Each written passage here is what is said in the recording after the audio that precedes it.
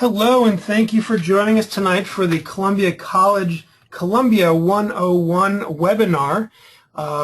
We are going to be running for about an hour. My name is Josh Gaynor. I'm one of the advising deans. And with us today we have Aileen Forbes and Dawn Hemphill, who will be the presenters presenting the Columbia 101 PowerPoint that was given throughout the summer at the different Columbia 101 advising sessions. We also have a handful of other advising deans helping answer questions through the chat. We're trying something new this time that we didn't use before. If you want to ask your question through a microphone, if you have one on your computer, please click the hand button. It's kind of like raising your hand. First of all, ask your question through the chat and then click the hand button. If we see the hand, we'll then call on you when we can squeeze the question in, and we will allow you to use your microphone. Otherwise, if you don't want to speak or don't have a microphone, just keep asking your questions through the regular chat box that you should see in the attendee panel. Just a reminder, we are recording this presentation so that we will then have it posted online after if you want to refer back to it, or if any of your friends couldn't join in tonight, they can join in and see the recording later on. Also, we will be posting all of the questions with answers all typed out. Those will be on the web page as well. So if you happen to miss any questions or, again, want to refer back to a question, you will be able to do so. We're doing that for all of the chat sessions or the webinars if you weren't attending the last one.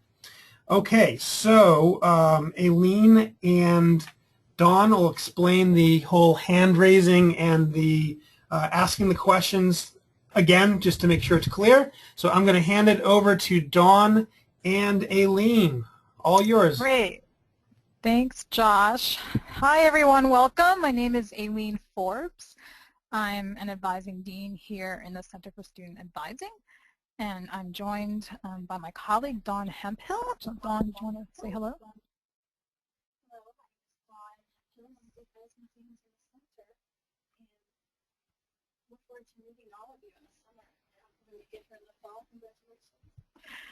Great. We just want to thank you again for joining us for our Columbia 101 webinar for Columbia College students.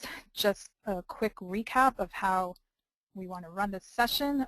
Dawn and I will present our Columbia 101 program, which is intended to offer some basic useful information to prepare you for your arrival on campus. We look forward to seeing you in about 3.5 weeks. As we run through our material, we invite you to post any questions you may have by using the chat box function on the right of your screen. We have colleagues standing by to answer your questions via the chat box. I just, trying to change the slide here, want to bring up the topics of our presentation. So while we encourage you to post any questions you may have in mind, whether or not it relates to the topic we are discussing at the moment, you might want to hold off on any questions that pertain to the topic that we'll be covering in the presentation, since you will receive a lot of information from the presentation itself. If you do want to ask a question about one of our presentation topics, you can go ahead and type a question in the chat box. That question might actually be pushed up to Dawn and myself so that we can answer the question verbally. Alternately, as Josh explained in his introduction, if you have a microphone on your computer and you're so inclined, you can also use the raise your hand function. So you can click on the hand icon, which will enable you to pose your question verbally to us so that we can speak with you directly. So we'd like this session to be as interactive as possible, so please do not hesitate to post your questions in the chat box or raise your hand and ask your question directly to us. So here you see the overview of the topics we'll be discussing. They're basically just 4 major topics. We'll talk about the transition from high school to college. We'll talk about our advising system here at Columbia. Then we'll discuss the basic requirements for the Columbia College degree, including an overview of the core curriculum. And then we'll talk about planning your fall schedule and registering for classes in the fall, and we'll end with a question and answer, though we will, as I said, we'll be taking questions throughout, but if we finish our presentation early, we'll leave the final segment for a Q&A. So I want to move on to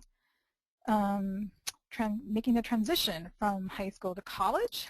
Before we see you in a few weeks, we hope that you take the time this summer to relax and recharge and to reflect on your goals for college. When you do arrive, you might find that you'll have more freedom than you perhaps ever had.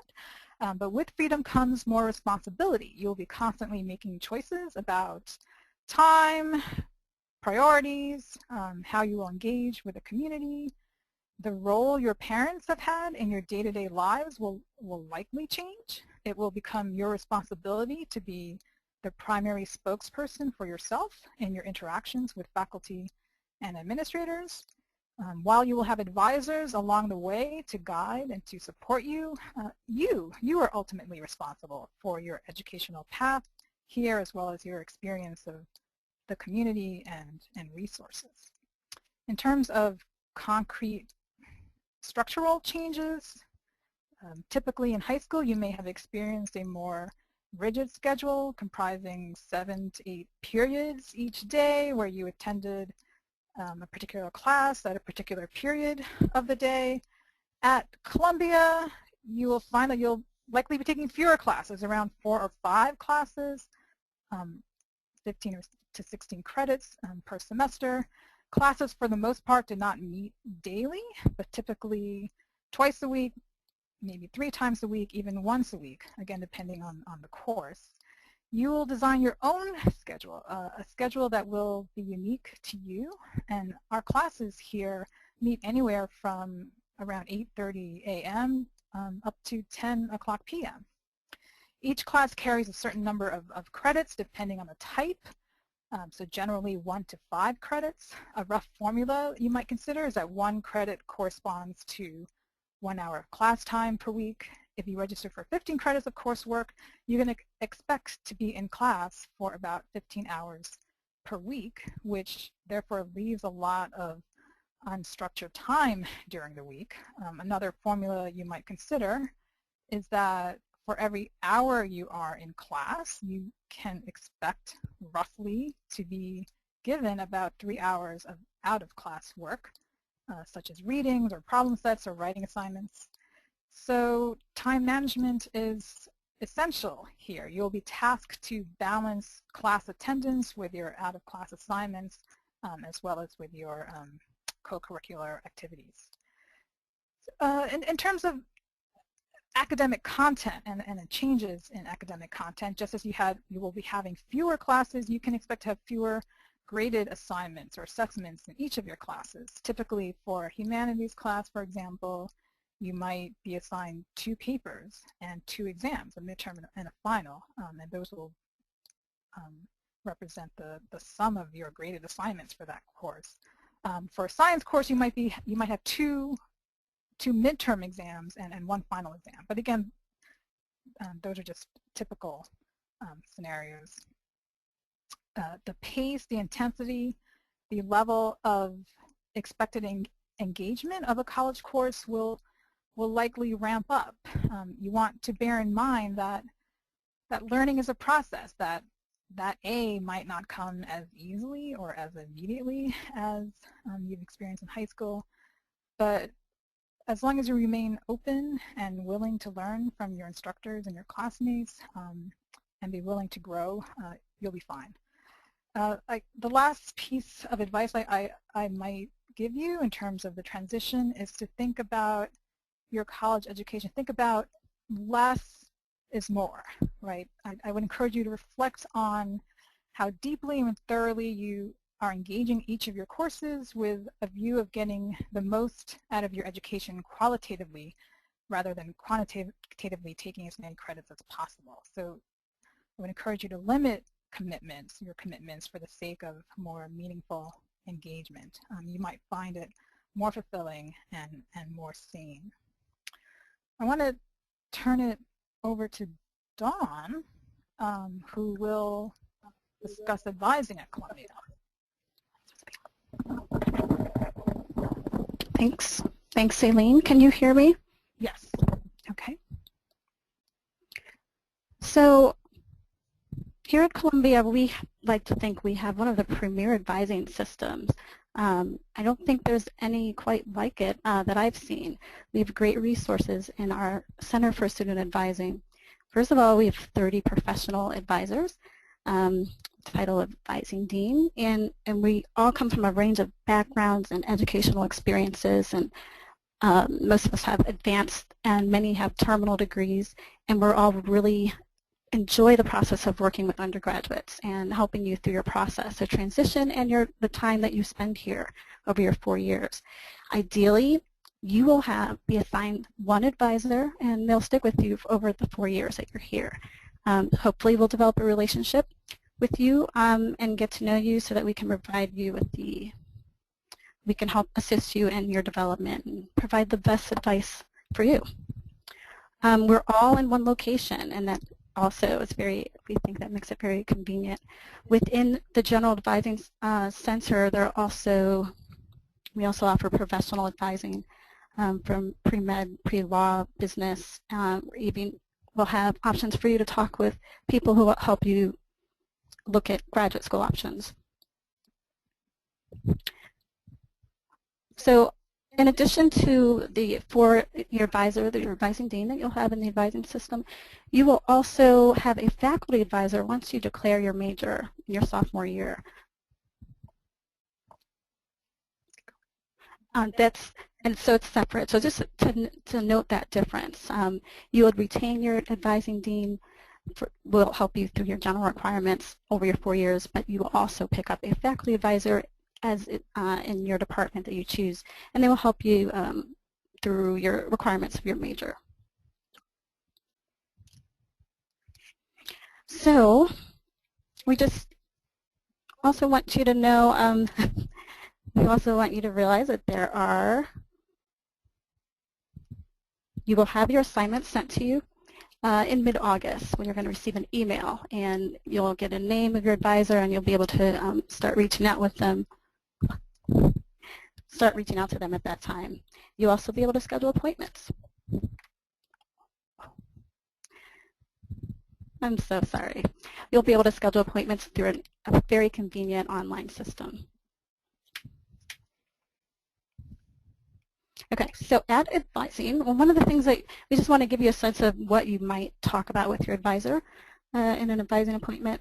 So you see the slide, of course, general academic questions and concerns with regards to your classes. Anything personal, issues, concerns, anything that happens outside of the classroom, we're a great resource for you, because often you'll see that it can have an impact. Anything outside the classroom possibly will have an impact on how you're able to focus on your classes. So we'll help you through that. Technical and logistical registration issues and questions, we can help. We often work very closely with faculty, so we can help connect you and help facilitate conversations. And then just general referrals to many resources on campus, and there are a lot of resources, and Columbia can be very hard to navigate. And so we can help you kind of get started and point you in the right direction when you're not quite sure where to go. We're going to help you think about study abroad. And again, as I mentioned, here we have specialists who focus on pre-law, pre-med, graduate school, and just general future plans. We also think that when we think of the advising partnership, really is a two-way street. So you can count on your CSA advisor being able to be knowledgeable. We're going to reach out to you. We're going to talk to you and ask you about your short and long-term goals. We're going to help find the answers for you. Even if we don't know, we're going to work with you to kind of research that. We'll provide referrals, and we're going to follow up with you. So, of course, there's a two-way street. So we expect students to also be able to play their role. And in this partnership, it's really important that you engage the relationship, the advising relationship, and that means you're going to proactively research and plan for your schedule, and then come to us with that information so we can help you to kind of work through that and make adjustments, and you can consult with us on that. We expect that you also will act on referrals when we send them to you, follow up with your CSA advisor, and respond when we outreach to you. And it's so important that you reach out to us when you're struggling. This is one of the more challenging things for many of our students, to ask for help. But it will be the most important thing if you can manage to learn how to know when to and how to ask for help. It's very important, and we are here as a resource for you. So in addition to the Advising Center, you're going to find that there's really a community of advisors here at Columbia. And this slide kind of represents all the different offices and resources that are available to you. So just to kind of get a sense of those offices, we want you to think about Columbia as a community, and we are one of the many sources, but there are also a lot of offices and professional staff around campus that are here to guide you as well. Are there any questions about advising that anyone would like to pose to us at this point?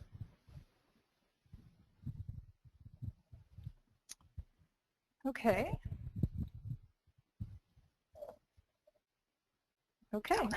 So let's move on to discuss the basic requirements for the college degree, and Dawn will talk about this topic. Okay, so just taking a look at this slide, in general, you have 4 years or 8 semesters to complete your degree requirements. This is actually a pretty hard, fast rule. A lot of students at other schools, they might decide they're going to take an extra semester, extra year to complete their degree, and that's not really an option here. You have the 4 semesters, so not consecutively 4 semesters.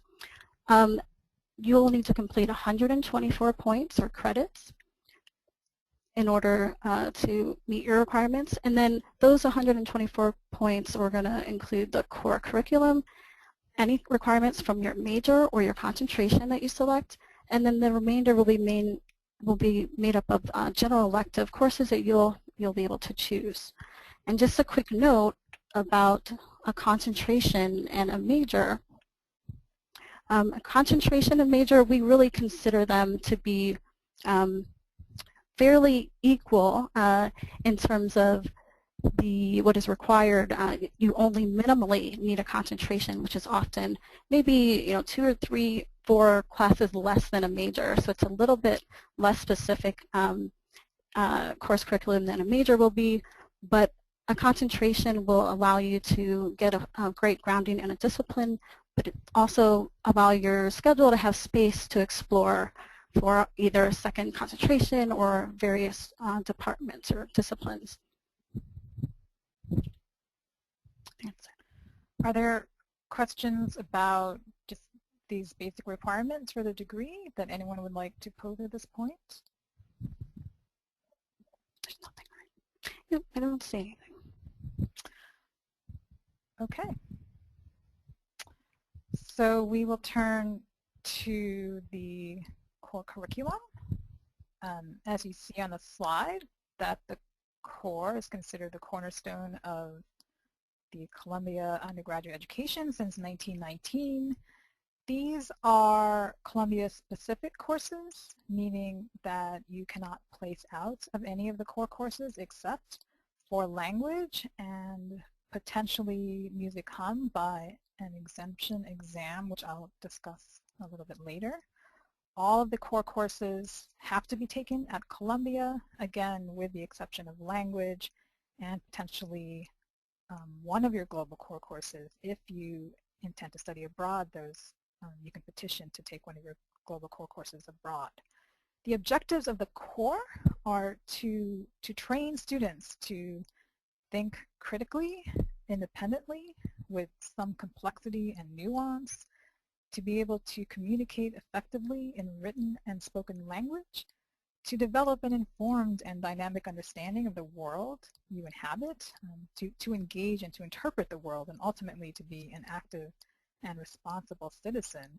I think it really boils down to the goal of a liberal education, which is to teach students how to think and how to make choices in the life in which you will be embarking.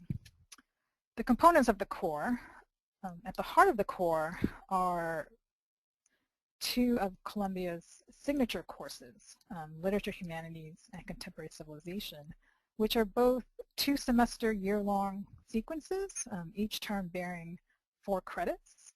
You will all be taking Literature Humanities in your first year.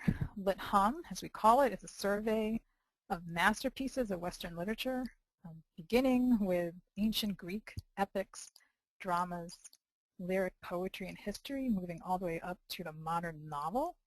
The course addresses how to read and to interpret literature. It encompasses a broad survey of literary history across 3 millennia, and it considers literature as a mode of representation, inquiry, and knowledge. Lit Hum asks, at its heart, it asks, what does it mean to be a human being?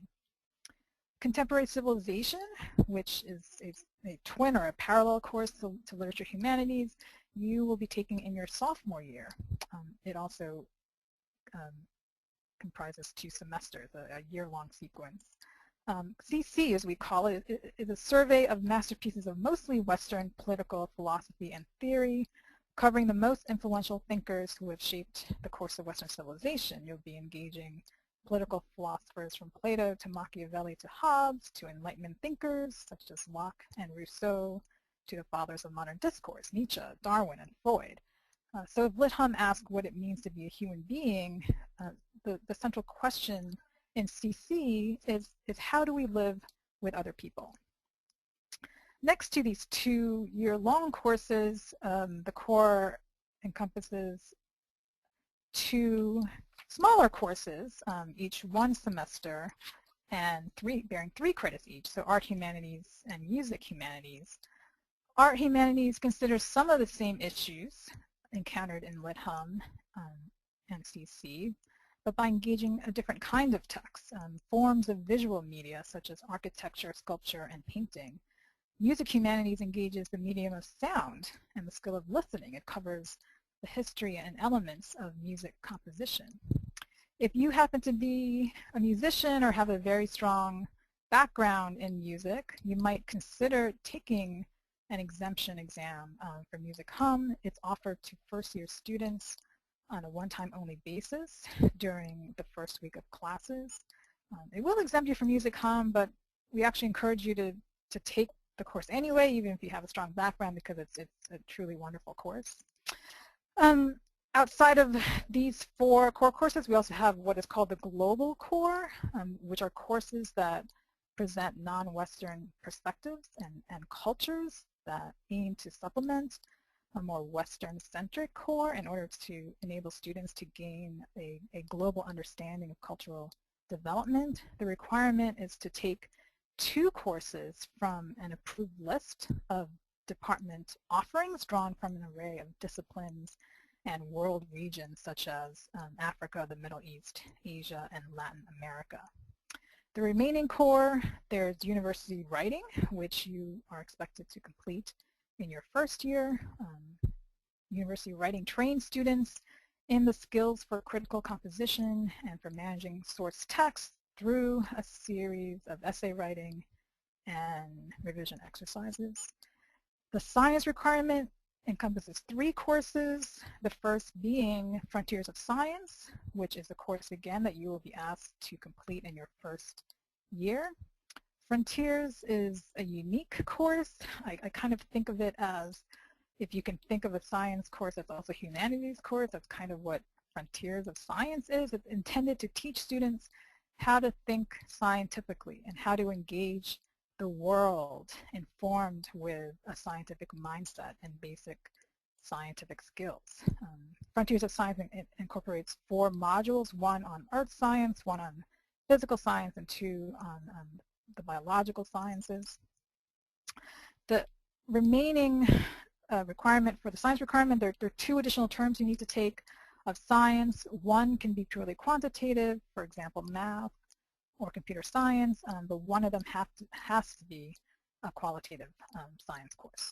If you think of yourself as more of a science-averse student, certainly you can discuss how to fulfill the science requirement with your advisor, and we can give you suggestions for courses. Most of our science courses offer courses for non-science majors that will fulfill the science requirement.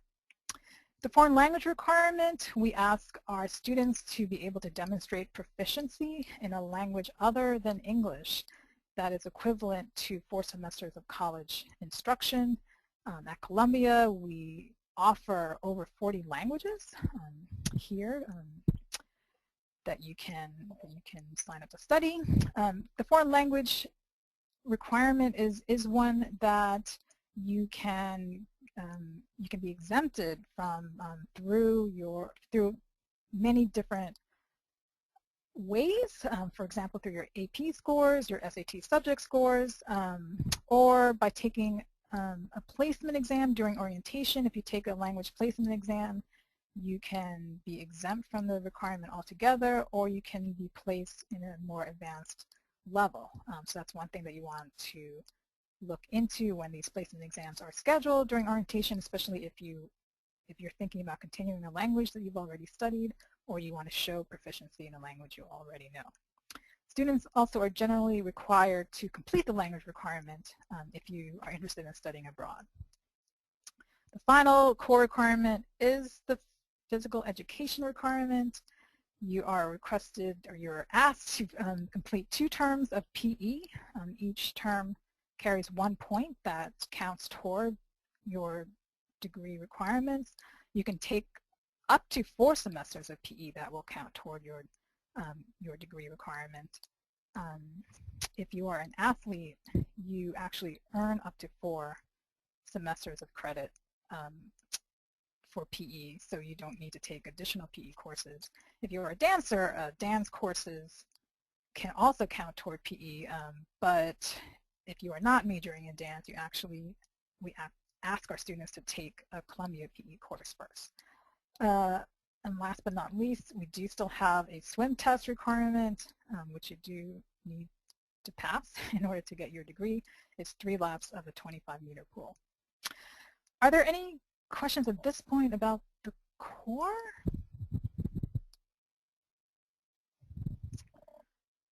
All right, so I want to move forward.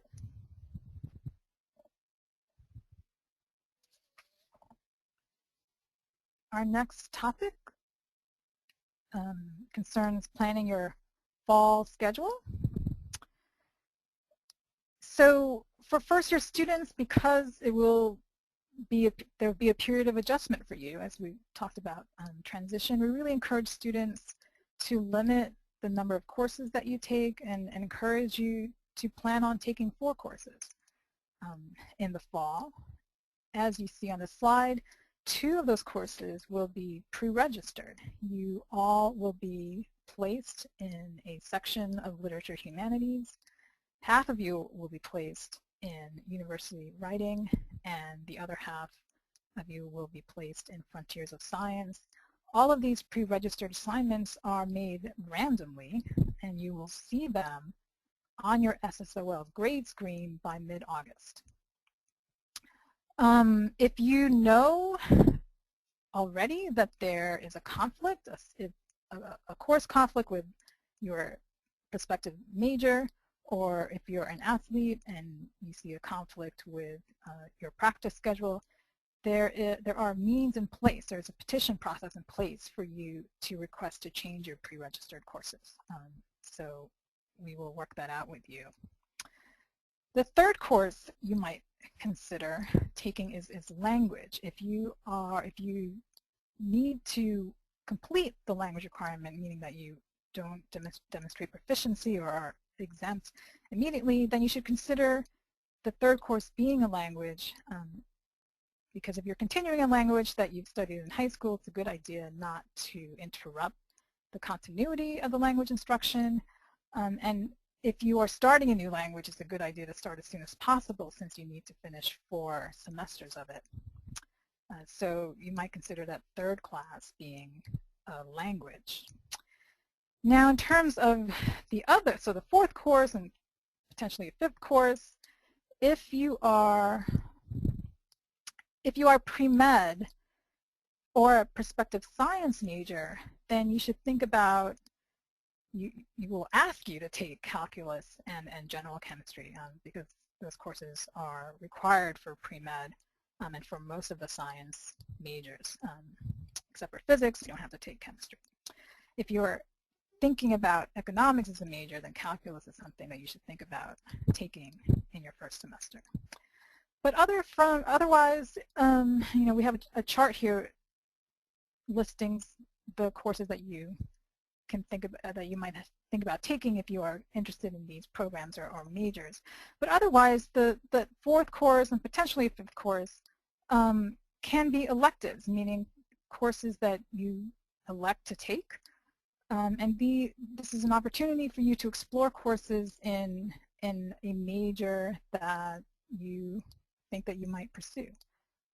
So that is a plan for your fall schedule. Any? Nope.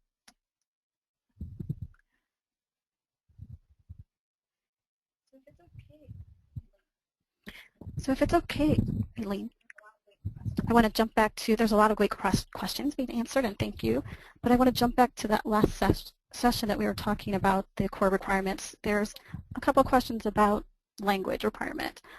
One was, is it possible, this is from Zoe, is it possible to take foreign language without taking the full classes here, like a tutoring type lesson?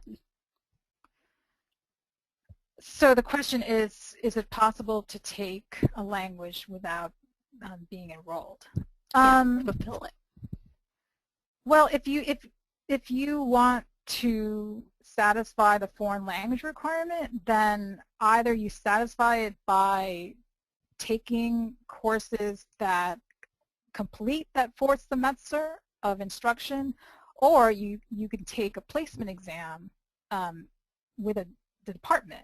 So if you do want to study a language through tutoring or some other method, and you're able to demonstrate to the languages department that you have the proficiency, it's oral as well as written. So you have to be able to read, you have to be able to speak, you have to be able to write. If you're able to demonstrate to a department that you have that requisite proficiency, then the department can exempt you from the foreign language requirement. But generally, our students will take courses. I think there's also one other question I found interesting about the foreign languages. Jennifer wants to know if the language is not taught or offered at Columbia, is it possible to take that language course somewhere else and receive the foreign language credit for it or exemption? That's a good question. We do have a language resource center here, and one of our colleagues tries to make that an option for our students if there are languages that are not taught at Columbia but are taught elsewhere. I think we do have a language consortium with NYU, so some students can take courses there. It also comes into play if a student is a native speaker of a language that perhaps isn't taught here, so we don't have a department to determine that proficiency. We have our colleague in the Language Resource Center can try to find someone who can test a student on that language. But it's a case-to-case thing. We would just really refer you to our colleague to determine that. Are there other questions? Well, there is one question I throw out. I see that Luke has asked a great question about satisfying core requirements. So the global core and the science, can they also be used to satisfy a requirement that the major department might have? that's a really good question. So let's see, if I go back to the basic requirements for the degree here, you see that there are really three parts. There's the core curriculum, there's your major or concentration, and then electives. So the question of double counting, generally we don't allow students to double count in the terms of if you, for example, a student wants to combine two programs in terms of doing a double major or a major or concentration.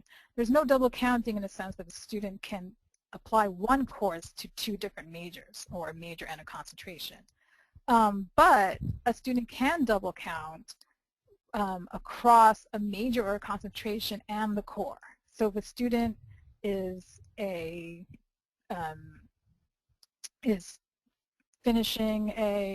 pursuing a major in our MISAS, our Middle Eastern and South Asian Studies Department, say the history of the modern Middle East, and that satisfies that major requirement, that can also double count for the global core. If a student is a science student, and of course if you're majoring in science, most of your courses are science courses, we're not going to ask you to take additional science courses in addition to your major in order to finish the science requirement. So while there is no double counting permitted within the major concentration portion of your degree, you can double count between the major concentration and the core curriculum. Okay, and I see one more interesting question I'll ask before we move on. I think it was, oh no, I lost it. Was it, someone was asking about the class sizes of the core courses. Okay. Did we talk about that as you went through them? No. So, was it more specific than that? I can't find the question again, but just talk about the first two, Lit Hum and CC. So Lit Hum and CC, I believe, are both capped at 22 students. So you'll be in a class with likely around 20 or so students. These core courses are intended to run as seminars where they're small group courses. You're expected to be able to have read the material well enough to participate in discussion. The discussion is it's critical to the course. Let's see, a question just popped up here from Hannah. That's a question. That was about that one. And then just general class sizes. General class sizes at Columbia, it really varies. There will be, it also depends on the department and the subject.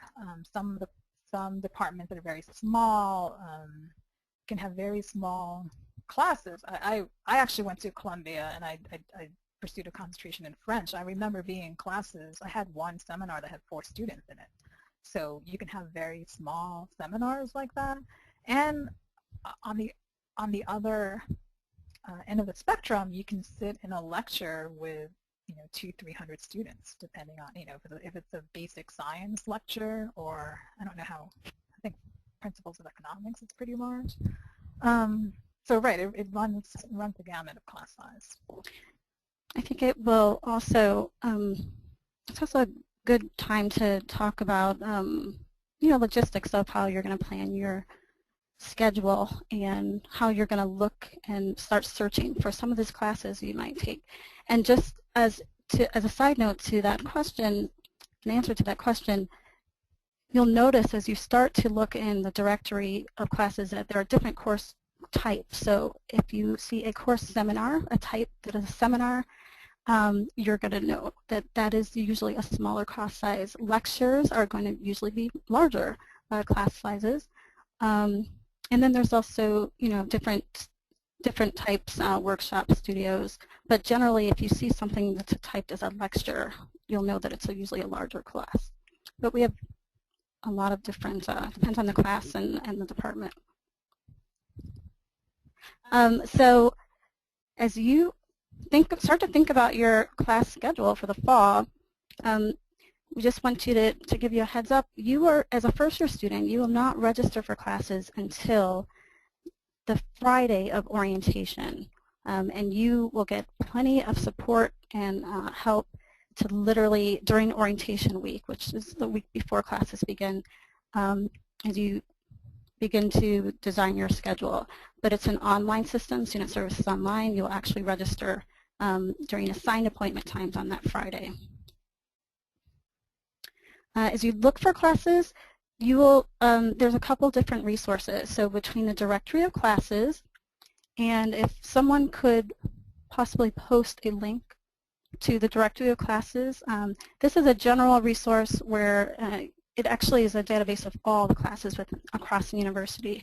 And so you'll find that there's a course description, more information about the class, the type, but you'll need to be careful about the various schools and departments because everything is not open to Columbia College students. The best resource we advise you to look first at the Columbia College Bulletin. And also if someone can post a link for that, that would be great. The Columbia College Bulletin really is your primary resource because it contains all of our departments and the courses that are certainly available to you and when they're offered, and so you can begin to construct your schedule of, or think about the courses you might take, your electives. Just a side note about registration, you actually will have access to SSOL. There's a registration tab.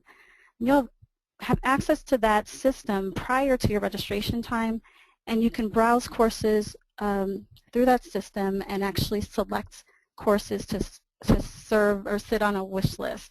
And it's kind of like a shopping cart, if you will, for your courses. It's the kind of so you don't have to continue to search for them when you go in. So you can start to construct your wish list of classes. I think at any point after you've kind of activated your uni. You should also be aware that you're going to find that there are some courses that are full because first upper class students have actually registered early registration last semester. But you should not be discouraged when you see that classes are full or near full. We have a wait list system and course instructors or departments can elect to participate in wait lists, and you will simply add your name and then it's kind of an automatic system. You'll be added as people are removed from the course or remove themselves from the course, which by the way happens with great frequency, especially as we get closer to the beginning of the semester. So you'll see a lot of movement in the enrollment numbers. So don't panic. You can still keep those courses on your wish list, put them on a wait list, but have some backups in case things don't work out. Would you add anything else to that, Aileen? Well, I guess I would just underline the point that registration is not a single transaction, that it's a process, that you will have what we call registration appointments, periods of time that you will be permitted into the registration system. You will have these appointments over a 2-week period. The first 2 weeks of classes, we think of it as the add-drop period or a shopping period where you can actually sit in on a class or two and just see how it's going and get the syllabus and get a sense of the class dynamic and decide if that's a course that you'd like to stick with. And that students are adding and dropping continuously throughout the 2 weeks. Right, your registration can be quite fluid throughout the first 2 weeks of class, but at the end of that period, you'll hopefully have a good sense of which courses you'll be committed to. There still will be a period afterward to drop, but again, that's something that you can discuss with your advising dean. Dawn? You'll see on the next slide there that's already posted just a graphic that will help you think about or decipher some of the codes that you'll see in the directory and the bulletin. One of the most important numbers we just want to highlight as you're looking is this 5-digit call number, and that's a number that's assigned to a specific course for a very specific semester. So it's as you're searching, it's an important number to note because when you go into register, you can pull that course up just by typing in those 5 digits, it's a 5-digit call number. So you can make sure that you're looking at the exact right section and course that you were interested in. I think while this slide might look a little confusing, when you are actually in the registration system, it actually is pretty straightforward. And it's simpler than what this looks like. The call number is important because it's a unique number for each section of a course, but you can actually search for courses using the course title, the subject. Your options will show up when you just type in a search word of some sort. It's extremely user-friendly. It is user-friendly. Yes, you will see. It's a lot easier than this slide might appear. Do you want to talk about the wait list? Oh, you already did that. Okay, you did.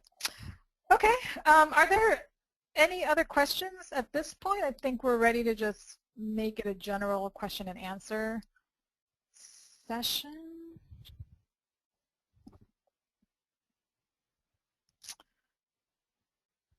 Any other questions, Dawn, that look good? Didn't see any.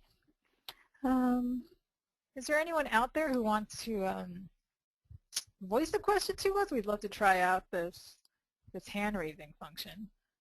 Well, you have one popping up, but before you get to that, someone was asking, I think Hannah wanted to know, did she hear something that there's a shopping period for classes? So she may have missed that.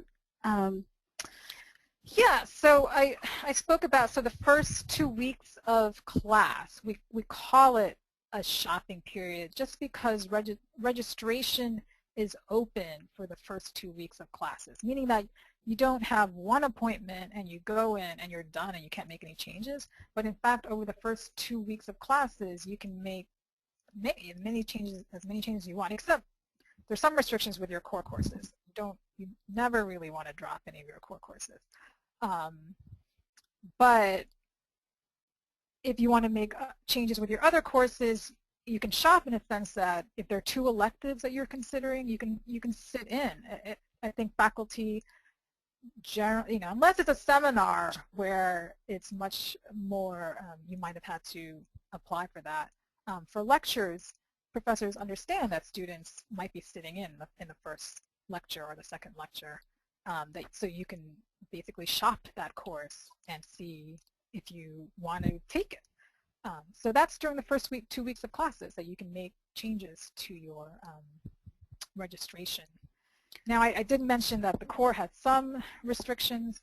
You should never drop Lit Hum or Frontiers or University Writing. There is a petition process in place if you want to make changes, because what you don't want to do is to drop Lit Hum and then basically you'll be locked out of Lit Hum because you can't register, because all the seats will be full.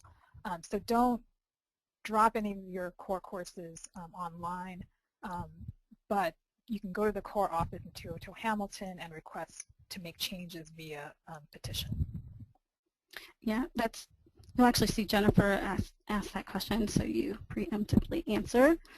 Yeah, she wanted to know if you're pre-registered for a time that you just don't prefer, is there a way to change? And I think just to reiterate what Elaine said, there is an option, there's a process for requesting to be switched into another section, but it really needs to be for a reason that is other than I just don't like the time, or it's actually not advisable to try to make a switch based on an instructor.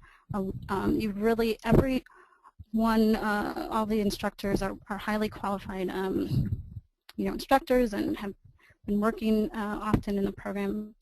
So we really encourage you to give it a chance, and the schedule, if you need to change, it needs to be something you've talked about with your advisor, and there's a real conflict to being able to stay in a pre-assigned course. Thanks, Dawn. I have another question here from Zoe, who asks, are books for Lit Hum available already?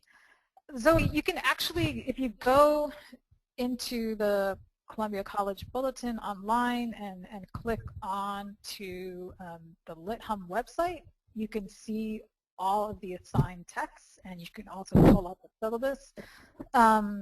So the books generally are available.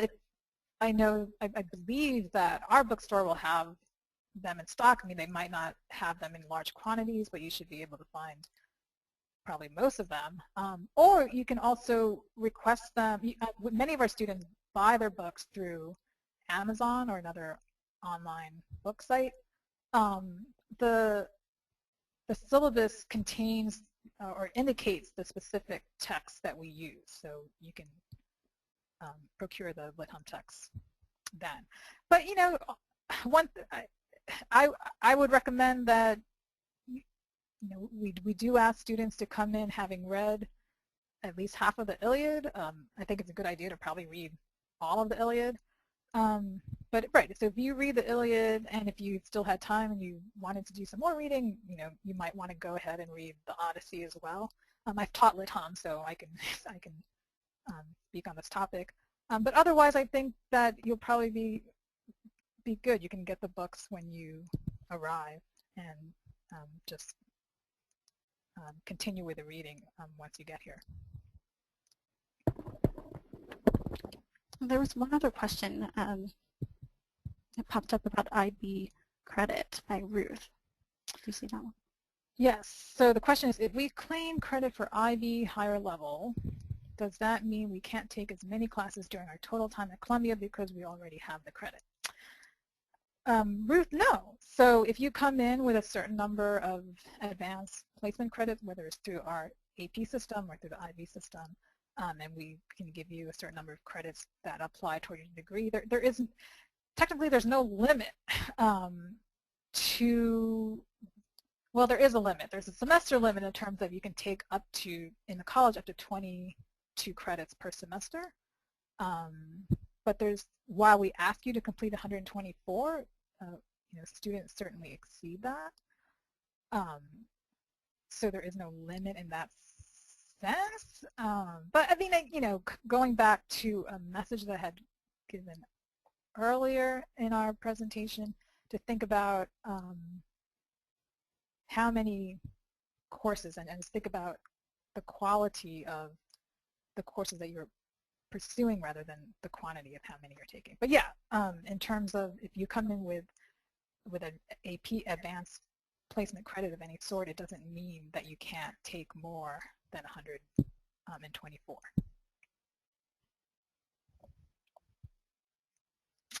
Any other questions?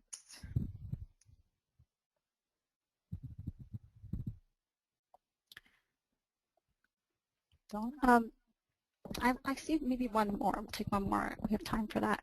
Hannah is asking, she knows it's recommended that we take intro courses at the 1,000 level or 2,000 level in the first year, but if intro courses, we're interested, if there are intro courses at the 3,000 level, can they take those as well? So I would say it depends on the department. So there are many departments that consider the 3,000 level as courses that are open to all students. For example, the English department, I know that 3,000 level courses are open to first years. Just be aware of if there are any prerequisites that are listed, because you want to have a sense that you're prepared for the course. Here's a situation where shopping a course during the first week or so can be helpful. That if there's a course that you're interested in that's a 3,000 level course that seems to have doesn't have any prerequisites, you can sit in on the first class and gauge how intense it is, and if your classmates seem to be more prepared than you, and you can also speak with the professor about what his or her expectations are for your preparation. But sure, there are some 3,000 level courses in a number of our departments that are suitable for first years. One more question.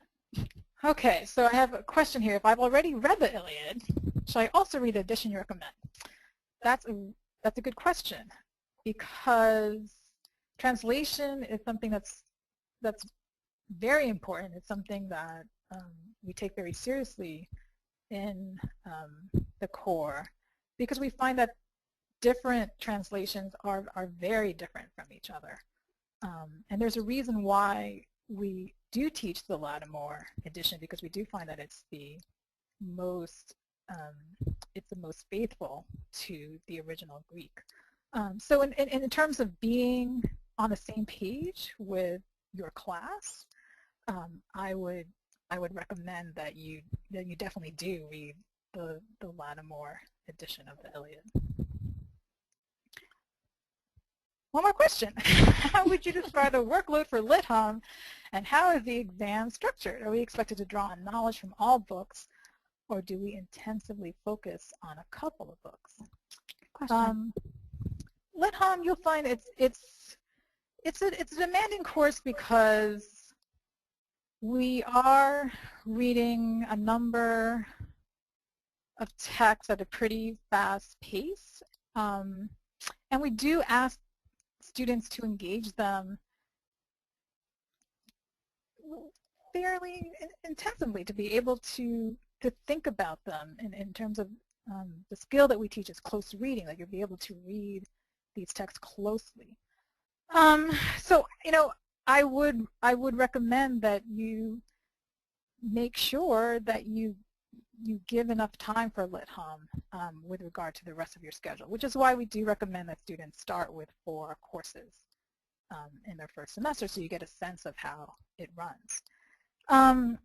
LitHum is interesting because it does offer a common final exam, meaning that the faculty meets to write an exam that every student, so every first year student, will be taking the same final exam, and it is cumulative, so it covers all of the texts that are on the syllabus.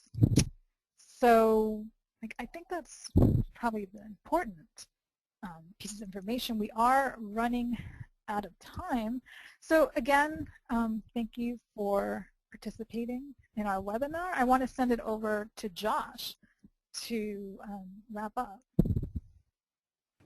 Thank you, Aileen and Dawn. Thank you again. We are, hold on a second, I have feedback here. Okay, we are wrapping up. It is now 7 o'clock. We've been doing this for an hour. Thank you so much for all of your questions.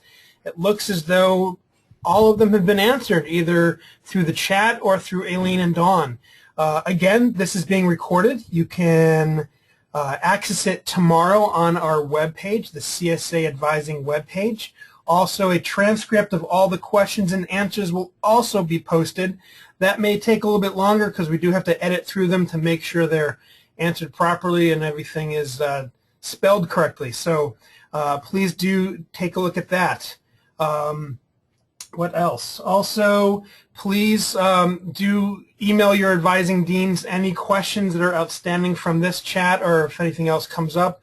Once you are assigned them, which is going to be about the middle of August, you'll be receiving an email from your advising dean.